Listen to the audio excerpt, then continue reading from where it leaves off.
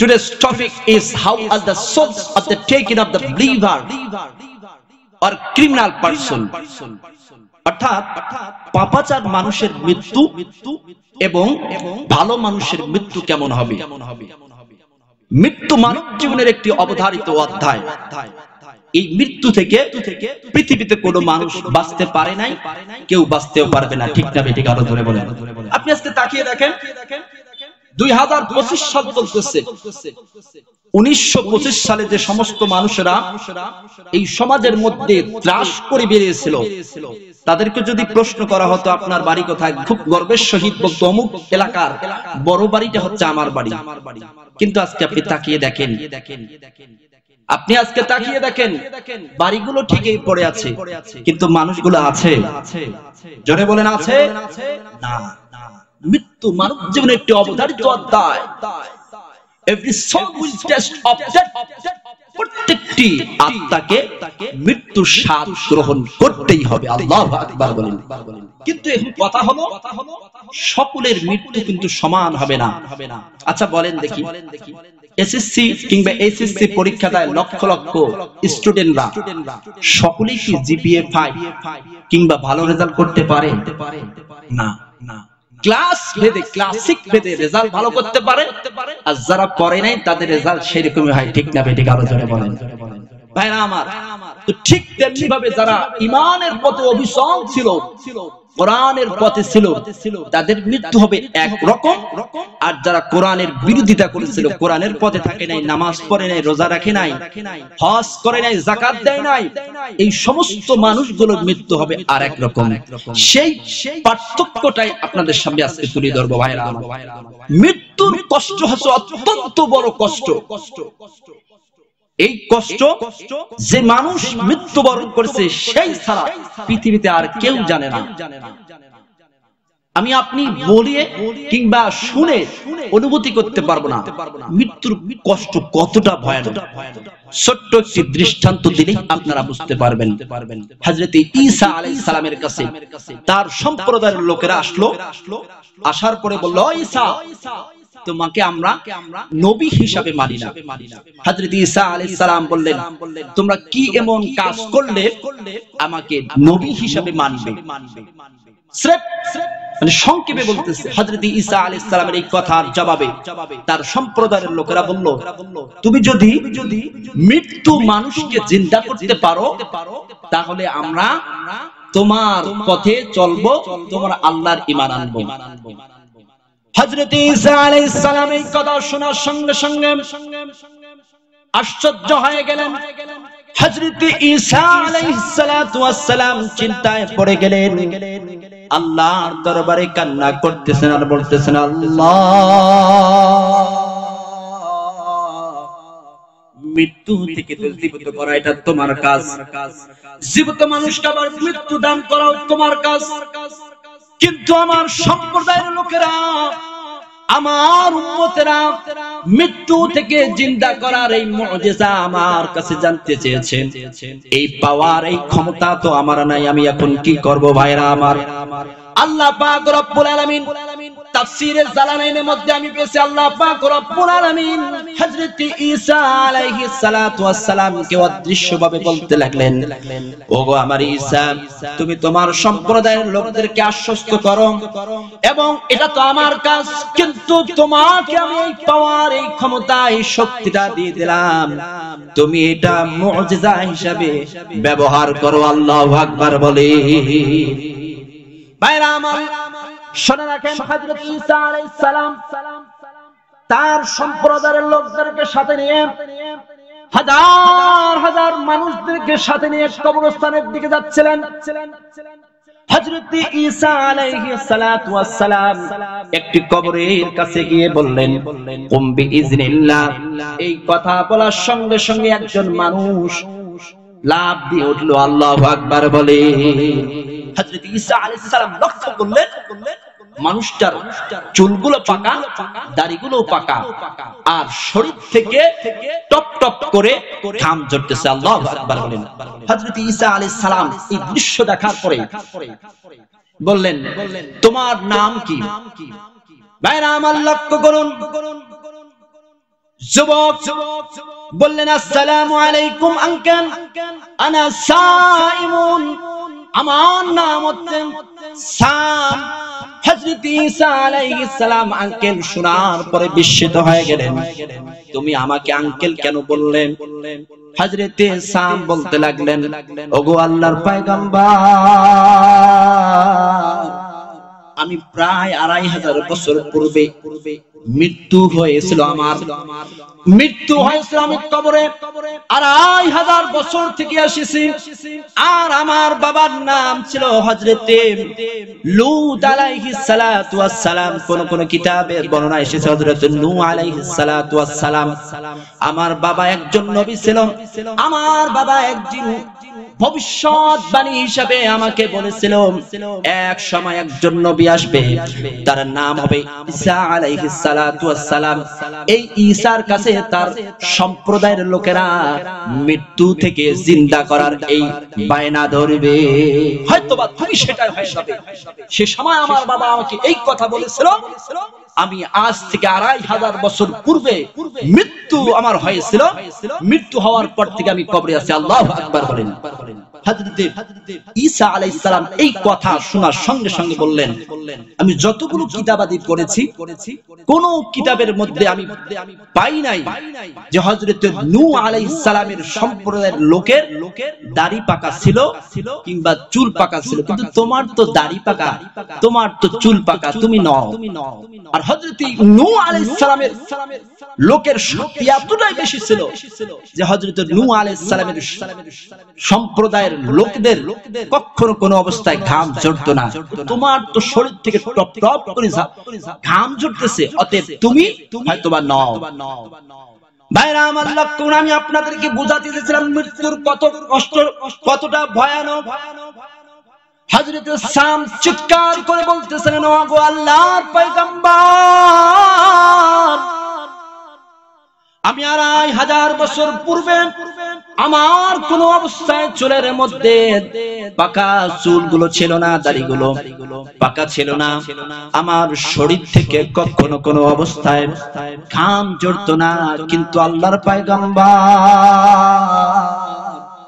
যেদিন আমার আল্লাহ তাআলা আমার মৃত্যুর ফয়সালা দিয়েছিলেন, সেদিন আমার কাছে যখন মালাকুল মাউত আজরাইল আলাইহিস সালাম এসেছিল, প্রথম ঝাপটাটা আমার শরীরের মধ্যে যখন দিয়েছিল, প্রথম হাতটা দিয়েছিল, আমি এত বেশি কষ্ট পেয়েছিলাম যে কষ্টের যন্ত্রণায় আমার চুল এবং দাড়িগুলো পেকে গেছে। আল্লাহু আকবার বলে।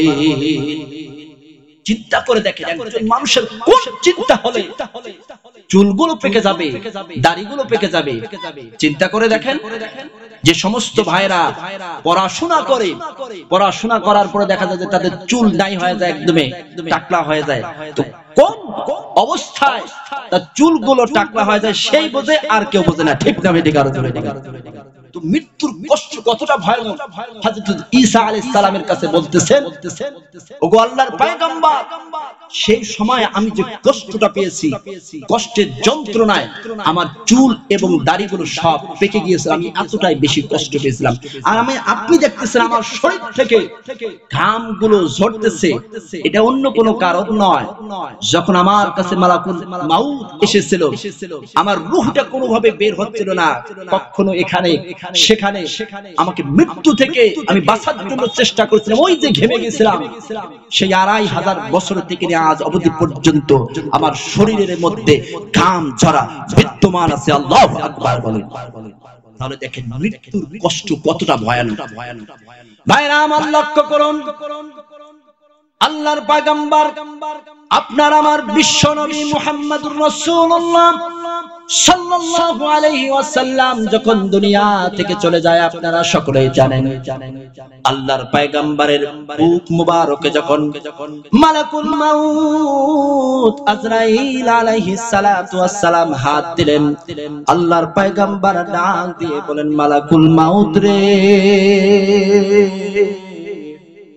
তুমি তো আমার বুকের মধ্যে হাত দিয়েছো, আমার মনে হয় তুমি উহুদ পাহাড়টা আমার বুকের উপরে চেপে দিয়েছো। এই কষ্ট যদি আমার উম্মতদেরকে তুমি দিয়ে যাও, আমার উম্মত তো শেষ হয়ে যাবে। তো তুমি একটু বলো দেখি, মৃত্যুর কষ্ট থেকে বাঁচার জন্য কোন স্পেসিফিক নির্দিষ্ট কোন আমল আছে নাকি? মালাকুল মাউত আজরাইল আলাইহিস সালাম ডাক দিয়ে বলেন, ওগো আল্লাহর পয়গম্বর, ইয়া রাসূলুল্লাহ, ইয়া হাবিবাল্লাহ, হাদিসে কুদসির মধ্যে বর্ণনা এসেছে, মানুষ যদি একটি আয়াত দিনে 2 হইতে 3 বার তেলাওয়াত করে, পাঠ করে, বুকের মধ্যে ফু দিয়ে দেয়, মৃত্যুর সময় তার আর কোনো কষ্ট হবে না। আল্লাহু আকবার।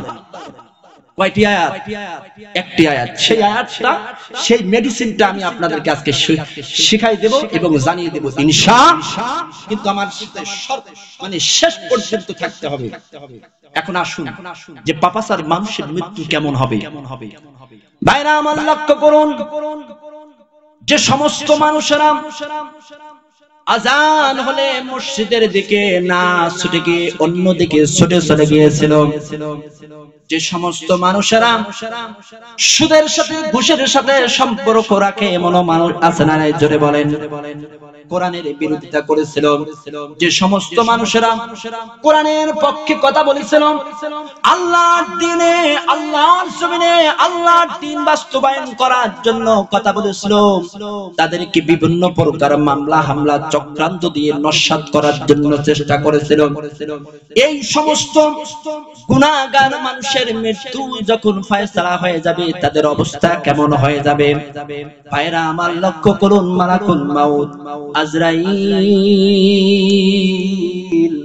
আলাইহিস সালাতু ওয়াস সালাম যখন আল্লাহর দরবার থেকে ফয়সালা পেয়ে যাবে, ভাইরা আমার, মালাকুল মাউত আজরাইল আলাইহিস সালাম যখন এই ঘোষণা পেয়ে যাবে, সঙ্গে সঙ্গে হাজার হাজার ফেরেশতাকে সাথে নিয়ে আসবেন।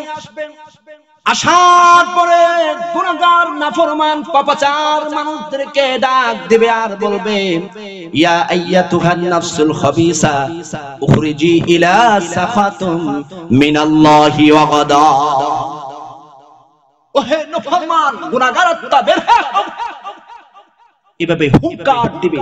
আচ্ছা বলেন দেখি, পুলিশ যখন একজন আসামিকে পায়, তাকে কি জামাই আদর করে নিয়ে যায়, না যে অবস্থায় পায় সেই অবস্থায় নিয়ে যায়? জোরে বলেন।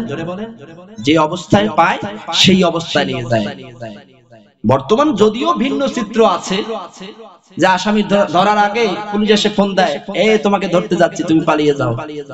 এটা যদিও এখন আছে, কিন্তু মরণের সময় এই সুযোগ কোন মানুষ পৃথিবীতে পাবে না।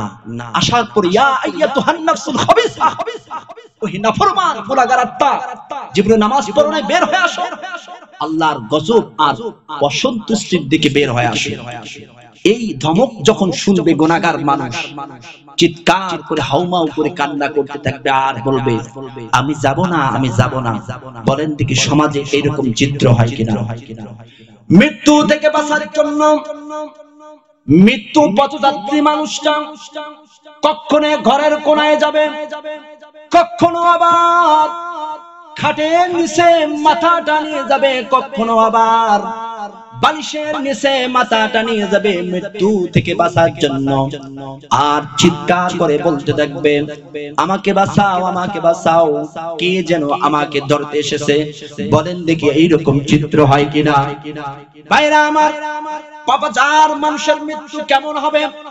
আল্লাহ পাক রব্বুল আলামিন কোরআনুল কারীমের সূরাতুন নাহল 16 নম্বর সূরা 28 নম্বর আয়াতের মধ্যে तमाम পৃথিবীর মানুষগুলোকে জানিয়ে দিয়েছেন। আল্লাহ পাক বলছেন, আল্লাযীনা তাতাওয়াফাহুমুল মালাইকাতু যালিমি আনফুসিহিম ফাআলকাবুস সালামা মা কুন্না না'মালু মিন সূ বালা ইন্নাল্লাহা আলীমুম বিমা কুনতুম তা'মালুন। গুনাহগার মানুষদেরকে আসার পরে আল্লাযীনা তাতাওয়াফাহুমুল মালাইকাতু যালিমি, তাতাওয়াফাহুমুল মালাইকাতু, এখানে বহু বচন হিসেবে ব্যবহৃত হয়েছে। এক নয় দুই নয়, তাফসীরের মধ্যে আমি পেয়েছি শত শত হাজার হাজার ফেরেশতা আসবেন। জালিমি আনফুসিহিম, কোনো কথা নাই, মারামারি শুরু করবে, ত্রাস শুরু করবে। জালিমি আনফুসিহিম, মাইরের যন্ত্রণায় মৃত্যু পথযাত্রী মানুষটা চিৎকার করে বলতে, জালিমি আনফুসিহিম ফাআনকাউস সালামা মা কুননা না'মালু মিন সু, আমাকে তোমরা কেন প্রহার করতেছো, আমাকে কেন তোমরা মারতেছো, আমি আমার জীবনে তো খারাপ কাজ করে নাই। ফেরেশতারা জবাবে বলবেন, জালিমি আনফুসিহিম ফাআনকাউস সালামা মা কুননা না'মালু মিন সু বালা ইন্নাল্লাহা আলিমুম বিমা কুনতুম তা'মালুন। পাপাচার মানুষের একটা বৈশিষ্ট্য আছে, চোরদের একটা বৈশিষ্ট্য আছে, চোর মানে চুরি করে ধরাও খাইছে, তারপরে বলে না না আমি ছাগলটা চুরি করি, ঠিক না বেঠিক, তখন সে অস্বীকার করবে। জালিমি আনফুসিহিম ফাআনকাউস সালামা, আমি তো আমার জীবনে কখনো কোনো অবস্থায় খারাপ কাজ করি নাই, তো তোমরা আমার সাথে এই আচরণ করতেছো কেন? বালা ইন্নাল্লাহা আলিমুম বিমা কুনতুম তা'মালুন, তোমরা আমার সাথে এই আচরণ কেন করতেছো? আর এক জায়গায় সূরাতুল আনফাল লেখা রাখেন 8 নম্বর সূরা 50 নম্বর আয়াতের মধ্যে আল্লাহ তাআলা যে ইয়াদরিবুনা বুজুহাহুম, আসার পরে কোন রকম কোনো কথা নাই, ইয়াদরিবুনা বুজুহাহুম, তার পিঠের মধ্যে মারা শুরু করবে, পেটের মধ্যে মারা শুরু করবে, শরীরের সর্ব অঙ্গে মারা শুরু করবে। আল্লাহু আকবার বলেন। আচ্ছা বলেন দেখি, মানুষের মার আর ফেরেশতার মার কি সমান? ফেরেশতা কি মানুষের সমান? না না, রাসূল পাক সাল্লাল্লাহু আলাইহি ওয়াসাল্লাম বর্ণনা করছেন, মালাকুল মাউত আজরাইল আলাইহিস সালামের দেহ আকৃতি বর্ণনা করে তিনি বলছেন যে মালাকুল মাউত কে আল্লাহ তাআলা এত বড় দেহ আকৃতি বানিয়ে পৃথিবীতে প্রেরণ করছেন, সৃষ্টি করছেন। আরশে আজিম থেকে তিনি সাত আসমান জমিনের মধ্যে সমস্ত মানুষ, জিন, ইনসান, সমস্ত মাখলুককে তিনি একটা প্লেটের মধ্যে দেখেন। আল্লাহু আকবার বলেন। যেমনি ভাবে আমাদের সামনে যদি একটা প্লেট থাকে, প্লেটটার মধ্যে কি আছে না নাই আমরা দেখতে পাই না, মালাকুল মাউত কে আল্লাহ তাআলা সেই দেহ আকৃতি হয়ে বানিয়ে দিয়েছেন। সেই দেহ আকৃতি নিয়ে যদি আমাদেরকে মারা শুরু করে, ইয়াদরিবুনা বুজুহাহুম, আপনারা আজকে খুলে দেখবেন সূরা আনফাল 8 নম্বর সূরা 50 নম্বর আয়াতে কোন কথা নাই, ইয়াদরিবুনা, এটা মুজারিদ সিগা, মৃত্যু থেকে নিয়ে কিয়ামত পর্যন্ত পাপাচার মানুষকে পিটাতে থাকবে। আল্লাহু আকবার বলে। ভাইরা আমার লক্ষ্য করুন, মৃত্যু থেকে বাঁচার জন্য কখনো রূহটা পায়ের গোড়ালির কাছে যাবে, সেখানেও মারামারি শুরু করবে, কখনো আবার হাড়ের ভিতরে ঢুকে যাবে, অস্থি মজ্জার কাছে যাবে, সেখানেও চাপ প্রয়োগ করা শুরু হবে। রূহটা কখনো কোন অবস্থায় লোমের ভিতরে যাবে, লোম থেকে বাইর হওয়ার জন্য চেষ্টা করবে, সেখানেও মালাকুল মাউত আজরাইল আলাইহিস সালাম চাপ প্রয়োগ করবে। এক সময় যখন ফালাউলা ইযা বালাগাতিল হুলকুম, নিরুপায় হয়ে রূহটা যখন গলার কাছে যাবে, তখনও আমরা চিৎকার করতে থাকবো, আমাকে বাঁচাও, আমাকে বাঁচাও, আমাকে ধরতে এসেছে, তাকে যেতে বলো। এরকম দেহ আকৃতির মানুষ তো আমি দেখি নাই। জমিন থেকে নিয়ে আসমান পর্যন্ত তার দৈর্ঘ্যটা বলেন দেখি এরকম শব্দ উচ্চারণ করে কিনা, আমাকে বাঁচাও, আমাকে বাঁচাও। সকলের কাছে সাহায্য চাইবে, কিন্তু আল্লাহ পাক বলবেন ওয়ানাহনু আকরাবু ইলাইহি মিনকুম ওয়ালাকিন লা তুবসিরুন। সেই অবস্থায় কেউ তাকে কোনো অবস্থায় তাকে সাহায্য করতে পারবে না। আল্লাহ পাক বলবেন তোমরা যতটা না মৃত্যু পথযাত্রী মানুষটার কাছাকাছি অবস্থান করো, তার থেকেও আমি অনেক কাছাকাছি অবস্থান করি। আল্লাহু আকবার বলে এভাবে টানা হিসা করে রূহটা বের করে নেবে। রূহটা বের করে নিয়ে পরে হাজার হাজার ফেরেশতা থাকবে, সকলের নাক বন্ধ করবে, কেউ এই রূহটাকে অ্যাকসেপ্ট করতে চাইবে না। আল্লাহ হেফাজত করুন আমাদের এই রূহটা যাতে এইরকম না হয়। সকলে বলে আল্লাহুম্মা আমিন। এই রূহটাকে কেউ নিতে চাইবে না। তাফসীরে বর্ণনা এসেছে বিশ্রী গন্ধ হবে, এইরকম সালা বস্তা এরকম কিছু নিয়ে আসবে, দেখি মুড়িয়ে নিয়ে যাওয়ার জন্য। মুসলমান ভাইরা আমার, এটা নেওয়ার পরে বের করে নেওয়ার পর প্রথম আসমানে যাবে, প্রথম আসমানের কাছে পারমিশন চাইবে, আমাদেরকে খুলে দাও। তাফসীরে বর্ণনা এসেছে খুলে দেওয়া হবে। খুলে দেওয়ার সঙ্গে সঙ্গে চতুর্দিক থেকে লক্ষ লক্ষ কোটি কোটি ফেরেশতারা চিৎকার করতে থাকবে, কোন সে নাফরমান মানুষের আত্মাটা তোমরা আজকে নিয়ে আসলে, যে প্রথম আসমানটা দুর্গন্ধে ছড়িয়ে গিয়েছে। সকলেই ভৎসনা করতে থাকবে, না না তোমরা আর এদিকে নিয়ে আসো না, এই রূহটাকে যেভাবে হোক সেখানেই ফেলে দিয়ে দাও। আল্লাহ পাক বলবেন থাম থাম, আর উপরে নিয়ে আসার দরকার নাই। প্রথম আসমান, দ্বিতীয় আসমান, তৃতীয় আসমান, চতুর্থ আসমানের ফেরেশতাদেরকে কষ্ট দেওয়ার দরকার নাই।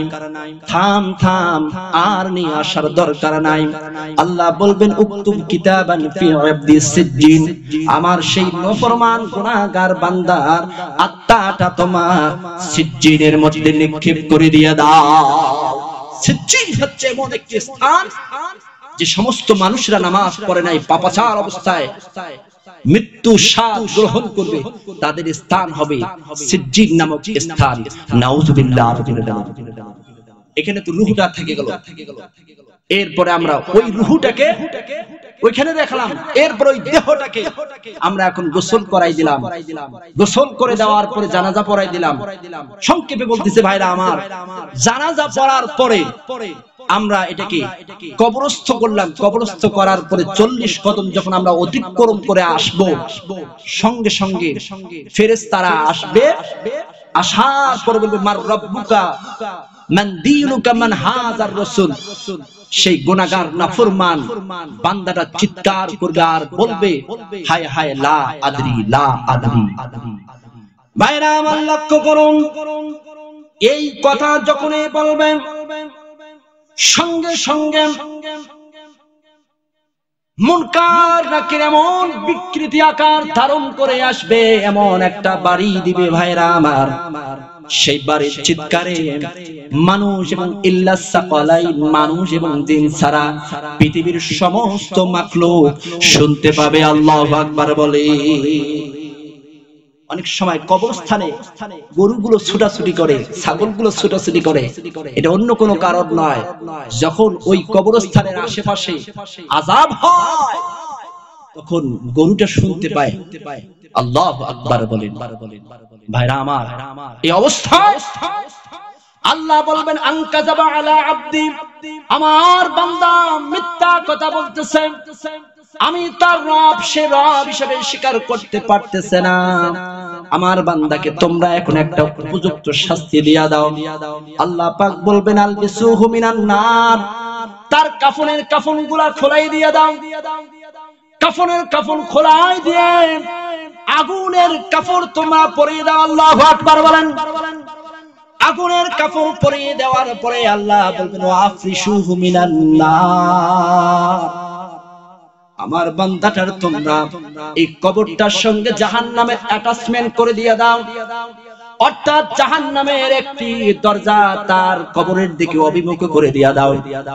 সূরাতুল কিয়ামার মধ্যে বর্ণনা এসেছে।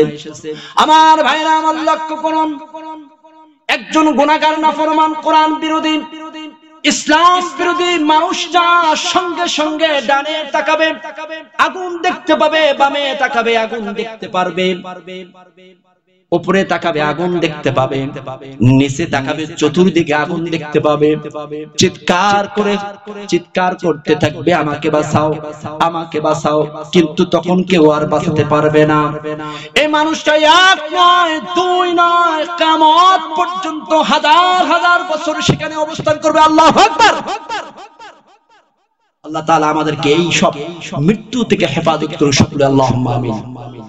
এখন আসুন, যে সমস্ত মানুষেরা কোরআনের জন্য জীবনটা দিয়ে দিয়েছে তাদের মৃত্যুগুলো কেমন হবে এটা জানে না। আমার ভাইরা আমার, যে সমস্ত মানুষেরা এই কম করে শীতের রাতে ফজরের আযান যখন হয়ে গেছে লেপকে পিছনে ফেলে, শীতকে পিছনে ফেলে কষ্ট করে বরফের মতো পানিতে ওযু করে নামাজ পড়েছিল।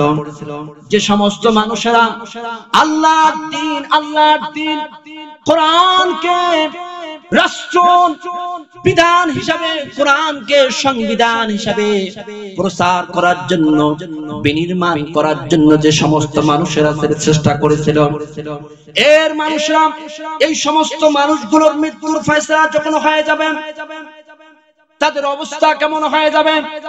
মালাকুল মাউত আজরাইল আলাইহিস সালাতু ওয়াস সালাম তাদের কাছে আসবে, আসার পরে তাদের মাথার কাছে বসবে। আল্লাহু আকবার বলেন। মাথার কাছে বসবে, তাদের অবস্থা কেমন হয়ে যাবে ভাইরা আমার?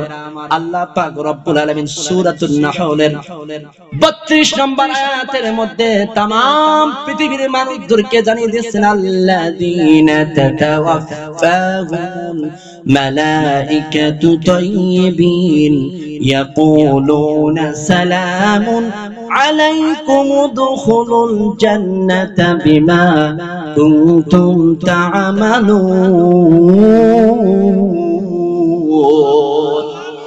পবিত্র অবস্থায় আসবেন, ইয়াকুলুনা তাদের কাছে এসে সালাম জানাবে, আল্লাহু আকবার, সালামুন আলাইকুম উদখুলুল জান্নাতা, আর বলবে তোমার কোনো ভয় নাই, তুমি আল্লাহর দ্বীন বিজয় করার জন্য যে কষ্টগুলো স্বীকার করেছিলে, যে সমস্ত কষ্টগুলো তুমি স্বাভাবিক মনে করে নিয়েছিলে, বছরের পর বছর তুমি কারারুদ্ধ জীবন যাপন করেছিলে, তোমার কোনো ভয় নাই। ইয়াকুলুনা সালামুন আলাইকুম উদখুলুল জান্নাতা, তুমি আমার সঙ্গে চলো, আমাদের সঙ্গে চলো, যে জান্নাতের প্রতিশ্রুতি আল্লাহ তাআলা দিয়েছিল সেই জান্নাতের মধ্যে দাখিল হয়ে যাও।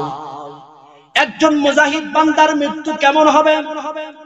আল্লাহ পাক রব্বুল আলামিন কোরআনুল কারীমের 41 নম্বর সূরা সূরাতুল হামিম আস-সাজদার 30 নম্বর আয়াতের মধ্যে तमाम বিশ্ব সভ্যতার মানুষদেরকে জানিয়ে দিয়েছেন।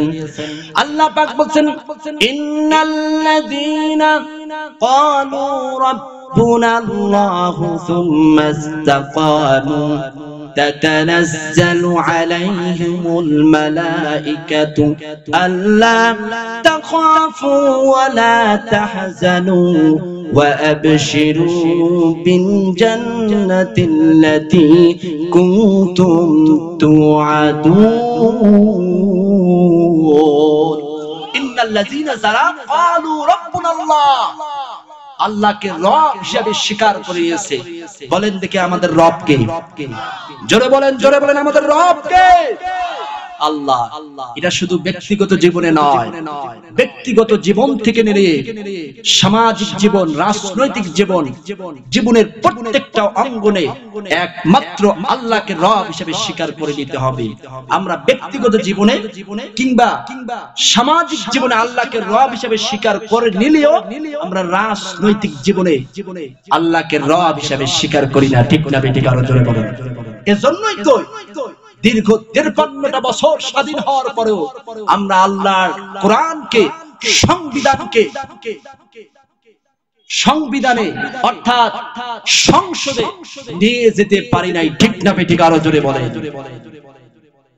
আল্লাহকে রব হিসেবে ব্যক্তিগত জীবন থেকে নিয়ে রাষ্ট্রীয় পর্যন্ত জীবনের প্রত্যেকটা অঙ্গনে, এভরি সেক্টরে আমাদেরকে আল্লাহকে রব হিসেবে স্বীকার করে দিতে হবে। তাহলেই না আল্লাহ তাআলা আমাদের কি বদলা দিবে। এখন শুনে নাও, ক্বালু রাব্বুনাল্লাহ সুম্মা ইসতাকামু তাতানাজ্জালু আলাইহিম, এই রব হিসেবে স্বীকার করে নেওয়ার পরে যত প্রকার জুলুম আর নির্যাতন আসবে না কেন, সব জুলুম আর নির্যাতনকে বরণ করে নেবে। বলেন দেখি, আল্লাহকে রব হিসেবে স্বীকার করে নেওয়ার পরে আমাদের উপর জুলুম আসে না নাই? আপনি ব্যক্তিগত জীবনে আল্লাহকে রব হিসেবে স্বীকার করে নেবেন, সেখানে কিন্তু জুলুম আর অত্যাচার হবে না। কিন্তু যখনই আপনি রাজনৈতিক জীবনে আল্লাহকে রব হিসেবে স্বীকার করে নেবেন, অর্থাৎ কোরআনকে সংসদে পরিচালনা করার জন্য নিয়ে যাবেন, তখনই আপনি বিভিন্ন প্রকার জুলুম আর নির্যাতনের শিকার হবেন। ঠিক না বেঠিক? এই জুলুমান নির্যাতনের শিকার হওয়ার পরেও এটার উপরে সুম্মাস্তাকামু অবিচল থাকেন। সুম্মাস্তাকামু সহজ ভাষায় বলতে যাই, আচ্ছা বলেন দেখি আমাদের সমাজে ঘূর্ণিঝড় হয় না? এই ঘূর্ণিঝড় হওয়ার পরে অনেক গাছপালা ভেঙে যায় না? গাছপালা ভেঙে এই ঘূর্ণিঝড়কে উপেক্ষা করে যে গাছগুলো বেঁচে থাকে এটার নামে হচ্ছে সুম্মাস্তাকামু। আল্লাহু আকবার।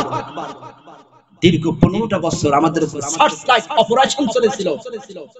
যারাই কোরআনের কথা বলেছিল কোন অপরাধ তাদের ছিল না। 2-5 জন মিলে কোরআনের অনুসরণ করেছিল, হাদিসের অনুসরণ করেছিল। শৈরাচাররা তাদের কি বলেছিল? জঙ্গি নামক অর্থাৎ ককটেল বিস্ফোরণের জন্য তারা পরামর্শ করেছিল। ঠিক না বেটি কারো ধরে বলে?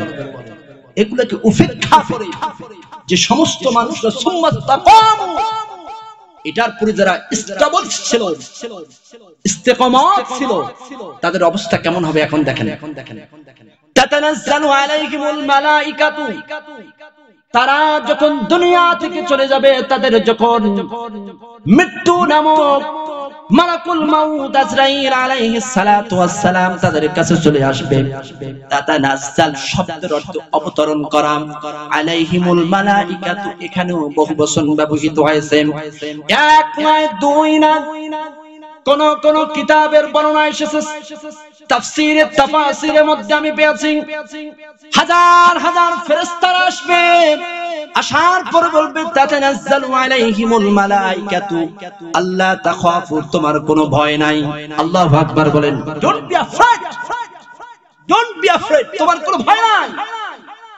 আল্লা তাখাফু ওয়া লা তাহজানু, ডু নট বি ফ্রাস্ট্রেটেড, তুমি বিচলিত হয়ো না। মৃত্যুকে তুমি ভয় পেও না, আমরা যে এখানে এসেছি তোমাকে অ্যাকসেপ্ট করার জন্য, তুমি আমাদেরকে দেখি ভয় পেও না। আল্লাহু আকবার বলেন। বলেন দেখি মালাকুল মাউত যদি আমাদের সাথে এই আচরণগুলো করে আমাদের অবস্থা কেমন হয়ে যাবে? আল্লাহ তাখাফু ওয়া লা তাহজানু ওয়া আবশিরু বিল জান্নাতিল্লাতী কুনতুম তুআদুন, and take the good news heaven। আল্লাহু আকবার।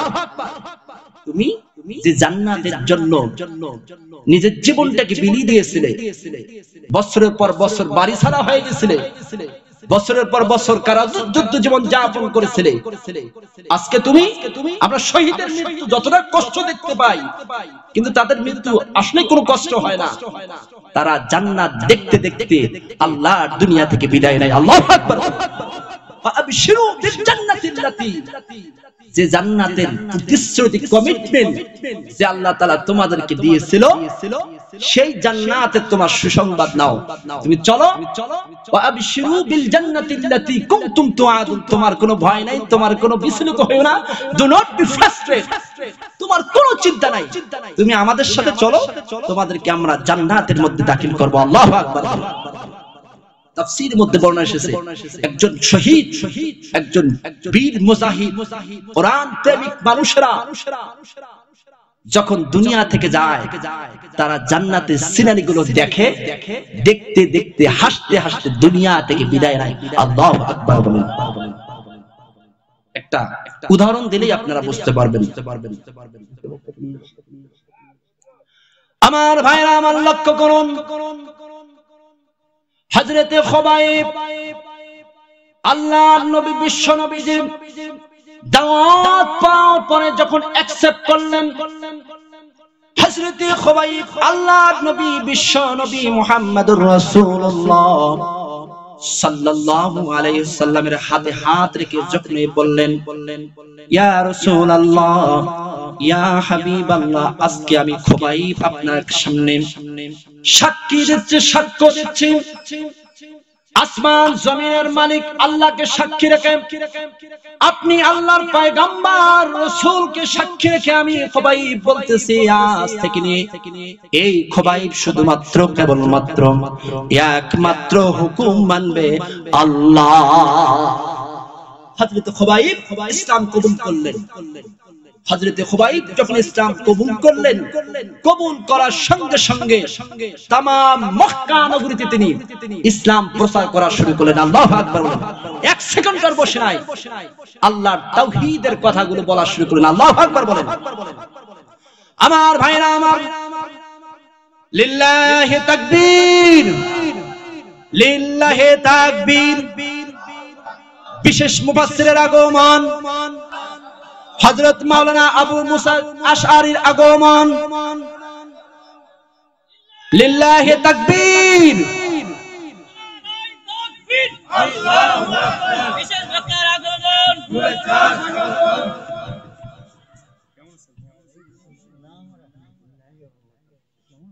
আলহামদুলিল্লাহ।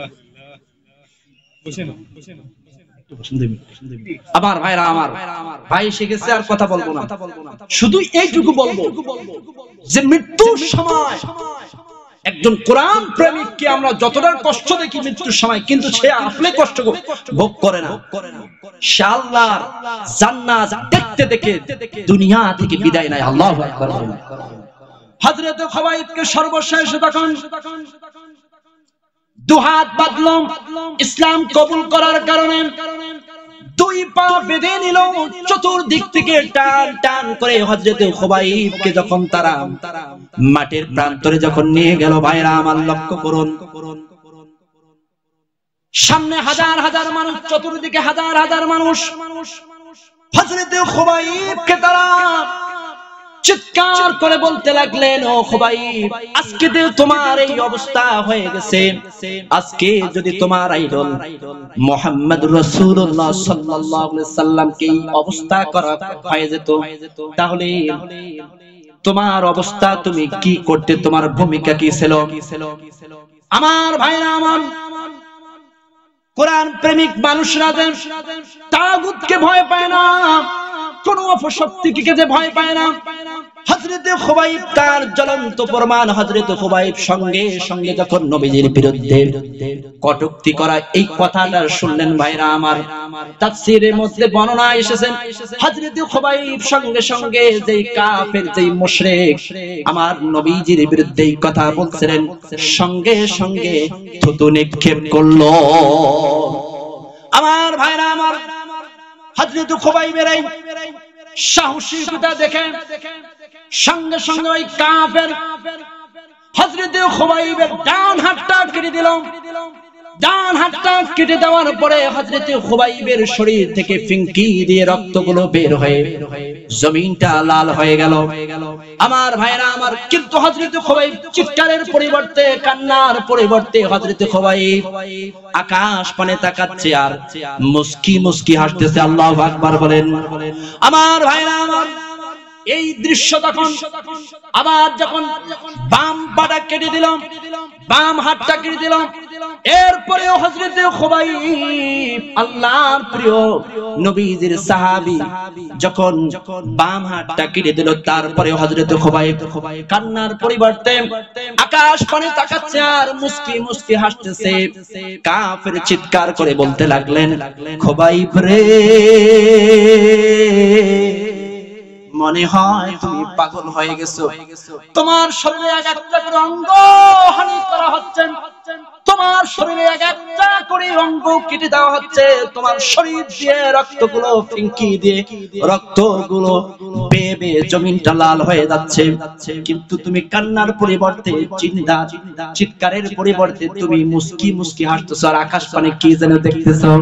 হযরত খুবাইব ডাক দিয়ে বলল, কাফেররা, তোমরা শুনে রাখো, তোমরা আমার এই কষ্টটা হয়তোবা তোমরা আমাকে দেখতেছো, আমি অনেক কষ্ট ভোগ করতেছি, কিন্তু তোমরা শুনে রাখো, আমি যে তোমার আমাকে যখন ডান হাতটা যখন আমার কেটে দিয়েছিলেন, কর্তন করেছিলেন, আল্লাহ পাক রব্বুল আলামিন অটোমেটিক্যালি আমার সামনে একটা জান্নাতের সিনারি গুলো দেখিয়ে দিয়েছিলেন, আর আমি ওগুলো দেখতেছিলাম আর হাসতেছিলাম। আল্লাহু আকবার বলেন। দ্বিতীয় হাতটা তোমার জন্য আমার কি কেটে দিয়েছিলাম, আল্লাহ পাক রব্বুল আলামিন আমাকে আর একটা জান্নাতের দৃশ্যগুলো দেখাচ্ছিলেন। আমি জান্নাতের দৃশ্যগুলো দেখার পরে আমি হাসতেছিলাম আর সেগুলোকে ভ্রমণ করেছিলাম। আল্লাহু আকবার বলেন। এভাবে যদি তোমরা আমাকে সবগুলো অঙ্গগুলো কেটে দিয়ে দিতা, আল্লাহ পাক রব্বুল আলামিন আমাকে জান্নাতে ঘুরাই নিত আর ভ্রমণ করাইতো। এজন্য আমি দুনিয়ার কষ্টকে কোনো কষ্ট মনে করতেছি না। আল্লাহু আকবার। শহীদের মৃত্যু আমরা যতটা কষ্ট দেখতে পাই, প্রকৃতপক্ষে তারা কোনো কষ্ট অনুভব করে না, তারা আল্লাহর জান্নাত দেখতে দেখতে দুনিয়া থেকে বিদায় নিয়ে যায়। আল্লাহু আকবার বলেন। সেই শহীদের মৃত্যু আমরা সকলে চাইতো। রাসূল পাক সাল্লাল্লাহু আলাইহি ওয়াসাল্লাম বলছেন যে মানুষ মৃত্যুবরণ করলো কিন্তু শহীদের তামান্না তার থাকলো না, সে যেন মুনাফিকি অবস্থায় দুনিয়া থেকে বিদায় নিল। নাউজুবিল্লাহ, আরো জোরে বলেন। এজন্য আমি দায়িত্বহীন কণ্ঠে সুস্পষ্ট ভাষায় একটি কথা স্পষ্ট হায়নার মতো বলতে চাই। বাংলার জমিনে আমরা আইভির শাসন দেখেছি, বঙ্গবন্ধুর ভাষণ দেখেছি, ফখরুদ্দিন মঈনুদ্দিন সব ঘোড়ার ডিম দেখে শেষ করেছি। কোন শাসনে আমাদেরকে সুশাসন দেখতে পাই নাই, কোন শাসনে আমরা দুর্নীতিমুক্ত সমাজ দেখতে পাই নাই, কোন শাসনে আমরা কোরআনের শাসন দেখতে পারি নাই, সব ঘোড়ার ডিম দেখেছি। তাই আমি সকলকে বলতে চাই, আগামী সূর্য কোরআনের সূর্য জবান খুলে বলেন ঠিক না ঠিক? আগামী সূর্য বাংলাদেশের জামাত ইসলামের সূর্য, আগামী সূর্য টুপিওয়ালার বাংলাদেশ জবান খুলে বলেন ঠিক না ঠিক? এদেশে কোন নাস্তিক আর মুরতাদদের ষড়যন্ত্র বাংলার জমিনে আর কোন তাওহীদি জনতা কায়েম করতে দেবে না, কারণ এদেশের বিশ্ববিদ্যালয়গুলো আল্লাহর দুর্জয় ঘাঁটিতে পরিণত হয়েছে। জবান খুলে বলেন ঠিক না ঠিক? আমরা অচিরেই দেখতে পাবো বাংলাদেশের টেকনাফ থেকে তেতুলিয়া, রূপসা থেকে পাটুলিয়া, বাংলাদেশের প্রতি ইঞ্চি মাটিতে কালিমার পতাকা পতপত করে উঠবে। কারা কারা আমার সাথে একমত দুহাত উঁচু করে দেখান, দুহাত উঁচু করে থাকেন ভাইরা আমার। আমি সকলকে একটা কথা বলতে চাই, বাংলার জমিনে সেই জমিনে শহীদ আল্লামা দেলোয়ার হোসেন সাঈদী রক্ত পড়েছেন, সেই জমিনে শহীদ দেলোয়ার হোসেন সাঈদী 13টি বছর কারারুদ্ধ জীবন যাপন করেছিলেন, সেই বিশ্ব নবীর আদর্শ বাস্তবায়ন করার জন্য, শহীদ আল্লামা দেলোয়ার হোসেন সাঈদীর আদর্শ বাস্তবায়ন করার জন্য আবার যদি 2025 সালে ডাক আসে, নারায়ে তাকবীর, আল্লাহু আকবার করে আকাশ বাতাস প্রকম্পিত করে কারা কারা ময়দানে থাকতে চাই দুহাত উঁচু করে দেখান। নারায়ে তাকবীর, হাত নামান। এই আশাবাদ ব্যক্ত রেখে সকলের সুস্বাস্থ্য কামনা করে আমি এলাকার সন্তান এখানেই কথা শেষ করছি।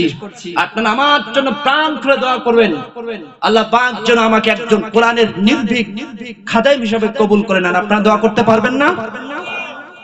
আমি এই পাশের মাদ্রাসায় পড়াশোনা করছি, উত্তরা শিশু রিয়াজুল উলুম।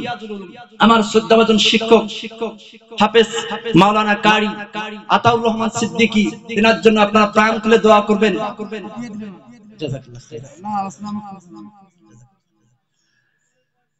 আমার এই প্রাণপ্রিয় শিক্ষক হাফেজ মাওলানা কারি আতাউর হোসেন সিদ্দিকীর জন্য আপনার প্রাণ খুলে দোয়া করবেন।